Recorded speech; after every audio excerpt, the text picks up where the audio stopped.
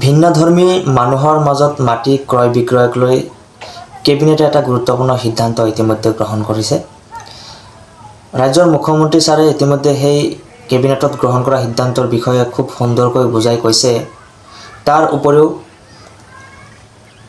কি পৰ্যায়ত বা কি ধৰণে আমি আগবাঢ়ি গ'লে ভিন্নধৰ্মী লোকৰ মাজৰ পৰাও আমি মাটি ক্ৰয় বা বিক্ৰয় কৰিব পাৰিম। অৰ্থাৎ মই যদি সহজ ভাষাত ক'ব যাওঁ তেনেহ'লে হিন্দু মানুহে মুছলমান এজনৰ পৰা কেনেকৈ মাটি ক্ৰয় কৰিব বা মুছলমান এজনে হিন্দু মানুহৰ পৰা বা অইন ধৰ্মী লোকৰ পৰা কেনেকৈ মাটি ক্ৰয় কৰি নিজৰ নামজাৰি কৰিব পাৰিব, সেই সম্বন্ধে আজিৰ এই ভিডিঅ'টোত ক'ব বিচাৰিছোঁ। গতিকে ভিডিঅ'টো সম্পূৰ্ণকৈ চাওক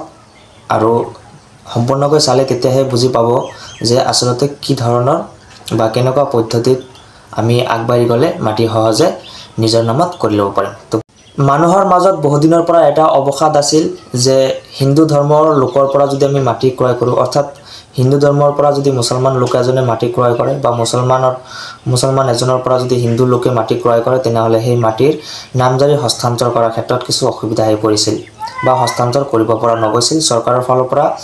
এয়া নিষিদ্ধ কৰি থোৱা আছিল যে ভিন্নধৰ্মী লোকৰ মাজত মাটি হস্তান্তৰ কৰিব নোৱাৰিব। সিদিনা কেবিনেটে এটা সিদ্ধান্ত গ্ৰহণ কৰিছে যে এতিয়া সম্ভৱ যে ভিন্নধৰ্মী লোকৰ মাজত মাটি হস্তান্তৰ কৰাৰ ক্ষেত্ৰত সম্ভৱ হ'ব। কেইবাটাও SOP জাৰি কৰা হৈছে ইতিমধ্যে। সেই SOPৰ মাধ্যমত যদি আমি আগবাঢ়ি যাওঁ তেনেহ'লে মাটি সহজে নিজৰ নামজাৰি কৰিব পাৰি। প্ৰথম অৱস্থাত যেতিয়া মাটি কিনা বেচাৰ আৰম্ভণি হয় বা কোনোবা কাষ্টমাৰ এটাই যেতিয়া মাটিৰ মালিকৰ ওচৰত মাটি কিনিবলৈ যায়, সেই সময়ত যিখিনি প্ৰাথমিক পৰ্যায়ৰ কাম থাকে, সেই প্ৰাথমিক পৰ্যায়ৰ কামখিনি যেতিয়া SDC অফিচত যাব, SDC অফিচত যোৱাৰ পিছত SDCয়ে সেই মাটিটোৰ পৰীক্ষা নিৰীক্ষা কৰিব যে সঁচাকৈয়ে সেই মাটিৰ গৰাকী এইজন হয় নে নহয়। এই প্ৰাথমিক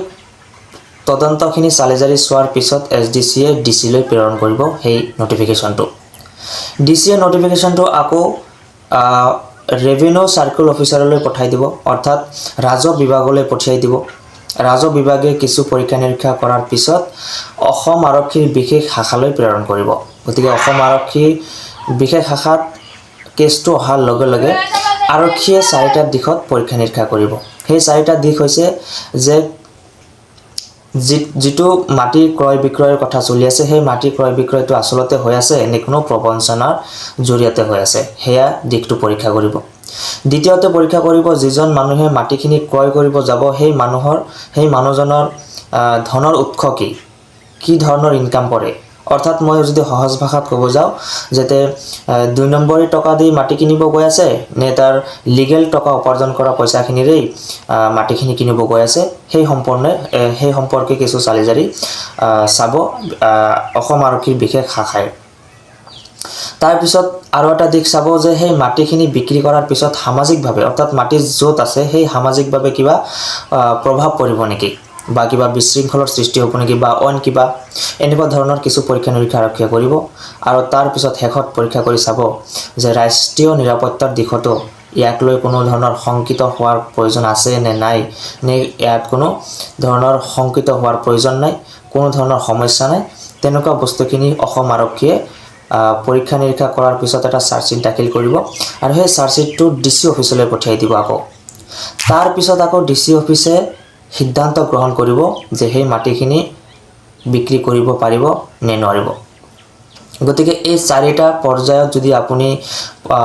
সুন্দৰভাৱে সহযোগ কৰে আৰক্ষীৰ লগত, ৰাজহ চক্ৰ বিষয়ৰ লগত বা SDCৰ লগত আৰু DCৰ লগত, তেতিয়াহ'লে হয়তো আপুনি সহজে ভিন্নধৰ্মী লোকৰ পৰা মাটি ক্ৰয় কৰি নিজৰ নামজাৰিত কৰিব পাৰিব। গতিকে ইমান দিন আমাৰ মাজত যি এটা শংকিত ভাৱ এটা আছিল যে আমি ক্ৰয় কৰিব নোৱাৰিম, ক্ৰয় কৰিলেও আমি নামজাৰি বা নিজৰ নামত মাটিখিনি উঠাব নোৱাৰিম, সেই কথাটো এতিয়া অতীত হৈ যাব। কিয়নো চৰকাৰে যি SOP বান্ধি দিছে, সেই SOPৰ মাধ্যমত গ'লে আমি সহজে মাটিখিনি নিজৰ নামত কৰিব পাৰিম। গতিকে চিন্তাৰ কোনো কাৰণ নাই, আপুনিও সহজে কৰিব পাৰিব। কিন্তু এই 4টা SOP মানি ল'ব বা এই 4টা যিকেইটা পদ্ধতি ইতিমধ্যে চৰকাৰৰ ফালৰ পৰা গ্ৰহণ কৰা হৈছে বা চৰকাৰে যিটো নিৰ্দেশনা দিছে, সেই নিৰ্দেশনা মতে যদি আপুনি আগবাঢ়ি যায়, নিশ্চিতভাৱে আপুনি ভিন্নধৰ্মী লোকৰ পৰা মাটিখিনি ক্ৰয় কৰিব পাৰিব। বিষয়টো অলপ পৰ্যায়টো অলপ দীঘলীয়া হ'লেও কিন্তু এটা সময়ত গৈ অতি সহজ হয় আৰু এই যিকেইটা SOP দিছে বা যিটো পৰ্যায়লৈ গৈ আমি মাটিখিনি ক্ৰয় কৰিব পাৰিম সেই পৰ্যায়টো যদি সম্পূৰ্ণ ফুলফিল কৰিব পৰা যায় তেনেহ'লে নিশ্চিতভাৱে এইটোও ক'ব পৰা যাব যে সেই মাটিত কোনো ধৰণৰ ভেজাল নাই বা যিজন ব্যক্তিয়ে মাটিখিনি ক্ৰয় কৰিব গৈ আছে সেই মানুহজনৰ ওপৰতো কোনো ধৰণৰ 2 নম্বৰী ইনকামৰ সোৰ্স বা অইন কোনো ফালৰ পৰা ইনকামৰ সোৰ্স বা এনেকুৱা বিভিন্ন ধৰণৰ প্ৰবঞ্চনাৰ গোচৰত জড়িত হোৱা এনেকুৱা আমি স্পষ্ট হ'ম যে সেই মানুহজন সম্পূৰ্ণ নিকা তাৰ পিছত আৰু এটা বস্তু আমি খুব ভালদৰে মানে ইয়াৰ জৰিয়তে চাব পাৰিম বা আমি গম পাম যে সেই মাটিত কোনো ধৰণৰ কোনো বিশৃংখল নাই বা কোনো গণ্ডগোল নাই বা মাজত কোনো ধৰণৰ প্ৰবঞ্চনা ইয়াত সোমোৱা নাই গতিকে আপুনি এতিয়াৰে পৰা যদি ভিন্নধৰ্মী লোকৰ মাজৰ পৰা যদি মাটি ক্ৰয় কৰিব বিচাৰে তেনেহ'লে কোনো ধৰণৰ চিন্তাৰ কোনো অৱকাশ নাই আপুনি সহজে কৰিব পাৰিব এই সম্বন্ধে মুখ্যমন্ত্ৰীয়ে যিটো জনসাধাৰণক যি ধৰণে বুজাই কৈছিল প্ৰেছ মিটৰ জৰিয়তে সিদ্ধান্ত গ্ৰহণ কৰিছিল কেবিনেটে কিন্তু পিছত আহি মুখ্যমন্ত্ৰী ছাৰে প্ৰেছ মিটৰ জৰিয়তে সমগ্ৰ অসমবাসীক জনাইছে মুখ্যমন্ত্ৰীয়ে সেই প্ৰেছ মিটত কি কৈছিল মই এই মুহূৰ্তত আপোনালোকক শুনাই ল'ব বিচাৰিছোঁ আপোনালোকে শুনি লওক মুখ্যমন্ত্ৰীয়ে নিজে কি কৈছিল কেবিনেটে এটা বিশেষ সিদ্ধান্ত গ্ৰহণ কৰে সেইটো হ'ল ইণ্টাৰ ৰিলিজিয়ন লেণ্ড ট্ৰান্সফাৰ যেনেকৈ এগৰাকী হিন্দু মানুহে মুছলমান মানুহক মাটি বিক্ৰী কৰিব বা মুছলমানে হিন্দুক বিক্ৰী কৰিব বা কোনোবাই খ্ৰীষ্টিয়ানক বিক্ৰী কৰিব বা কোনোবাই বুদ্ধিষ্টক বিক্ৰী কৰিব কোনোবাই জৈনক বিক্ৰী কৰিব এই ইণ্টাৰ ৰিলিজিয়ন লেণ্ড চেল তাক ৰেগুলেট কৰাৰ কাৰণে আজি কেবিনেটে এখন SOPৰ অনুমোদন জনায় এই অনুসৰি প্ৰথম যেতিয়া SDC তাত প্ৰস্তাৱটো আহিব যে মই মাটিখিনি বিক্ৰী কৰিব খোজোঁ যদি স্বধৰ্মৰ হয় ক'বলগীয়া একো নাই যদি ধৰ্ম বেলেগ হয় হিন্দুৱে মুছলমানক কৰক বা মুছলমানে হিন্দুক কৰক যদি ইণ্টাৰ ৰিলিজিয়ন হয় তেতিয়াহ'লে প্ৰস্তাৱটো মাটিডোখৰ সত্য হয়নে নহয় মাটিৰ মালিক হয়নে নহয় যিখিনি সাধাৰণ পৰীক্ষা সকলো মাটিৰ লেণ্ড ট্ৰান্সফাৰ হ'লে কৰে তাক কৰাৰ পিছত প্ৰস্তাৱটো DC অফিচলৈকে প্ৰেৰণ কৰিব DCয়ে প্ৰস্তাৱটো লগে লগে ৰেভিনিউ ডিপাৰ্টমেণ্টত পঠাই দিব চৰকাৰত ৰেভিনিউ ডিপাৰ্টমেণ্টত এজন নোডেল অফিচাৰ থাকিব ৰেভিনিউ ডিপাৰ্টমেণ্টে প্ৰস্তাৱটো পোৱাৰ পিছত ৰেভিনিউ ডিপাৰ্টমেণ্টে স্পেচিয়েল ব্ৰাঞ্চক অসম পুলিচৰ স্পেচিয়েল ব্ৰাঞ্চলৈকে প্ৰস্তাৱটো প্ৰেৰণ কৰিব স্পেচিয়েল ব্ৰাঞ্চে 4টা বিষয় চাব যে ফ্ৰডুলেণ্ট নেকি বা কোহেৰচিভ নেকি ইলিগেল ট্ৰান্সফাৰ নেকি বা কোনোবাই যদি মাটিটো কিনিব খুজিছে তাৰ টকাৰ চ'ৰ্চটো কি মানে বিত্তটো ক'ৰ পৰা আহিছে whether it is a white money or black money সেইটো চাব তাৰপিছত চাব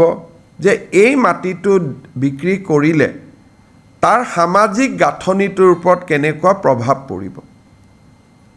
তাক পৰীক্ষা কৰিব চতুৰ্থতে ৰাষ্ট্ৰীয় নিৰাপত্তাৰ দিশটো পৰীক্ষা কৰিব এই গোটেইকেইটা দিশ পৰীক্ষা কৰি SBয়ে আকৌ চৰকাৰক নিজৰ কথাখিনি লিখি জনাব চৰকাৰে কথাখিনি DCক জনাব আৰু DCয়ে মাটিটো বিক্ৰী কৰিব দিম বা নিদিম তাৰ ওপৰত DCয়ে সিদ্ধান্ত ল'ব এই আজি 6 মাহৰ পৰা লেণ্ড ট্ৰান্সফাৰ কেছবিলাক বহুতখিনি চৰকাৰতো পেণ্ডিং হৈ আছিলে এই SOPখন যোৱাৰ পিছত আমি এই SOP মতে সিদ্ধান্ত আমি ল'ব পাৰিম